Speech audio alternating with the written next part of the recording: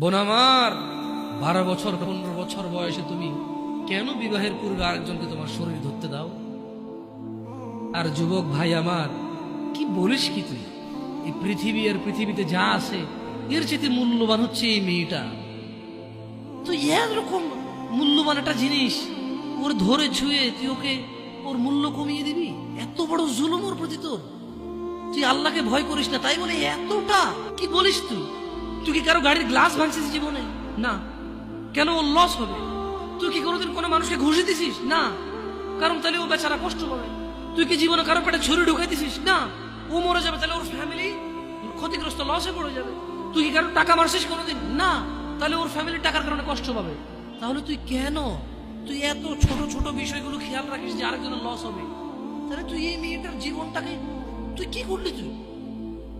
তুই পুরো পৃথিবী আর পৃথিবীতে যা আছে সবকিছু বিক্রি করলে যে সম্পদ হবে, সবকিছু অর্জন করলে যে অর্জন হবে, এর চাইতে মূল্যবান তুই ওকে সতীত্ব থেকে বের করে নিয়ে আসলি? তুই তোর সামান্য ডিজায়ার ফুলফিল করার জন্য, যেটা আল্লাহ তোর জন্য বৈধ করেছে, কবুল বললে তোর বাপের দোষ, আল্লাহর তো দোষ না। তোর বাপের দোষ, সমাজের তো দোষ না। তোর বাপ তোকে বিয়ে করে না ভাই আমার। তোর বাপ মনে করে তুই ছোট, 18 বছর বয়স তোর বাপ মনে করে তোর বাপ 16 বছর বয়সে হস্তমৈথুন করছে, তোর 22 বছর, তুই এখনো ছোট নুনু খাস, দুধু খাস। তোর বাপের অজ্ঞতা, ইসলামের দোষ দিবি কেন তুই এটা? তোর বাপ 13 বছর বয়সে চাস্তবান জাটতবান নিয়ে পালাই গেছে, এরপরে সবাই মিলে ধরে আনছে। এরপরে তোর বাপের তোর দাদারা বলছে কলিযুগ শেষ হয়ে গেছে। 20 বছর আগের কথা বলতেছে। তোর বাপ 14 বছর বয়সে লুকায় লুকায় খেরেছিল ওই কি। আরে ভাই, আপনি শহরের ভাই, শহরের বয়স করতে হয়েছে। হ্যাঁ, আর সব মানুষ শহরে গেলাম, আমি দেখছি ঢাকা শহর খালি হয়ে যায় কেন তাহলে ঈদে?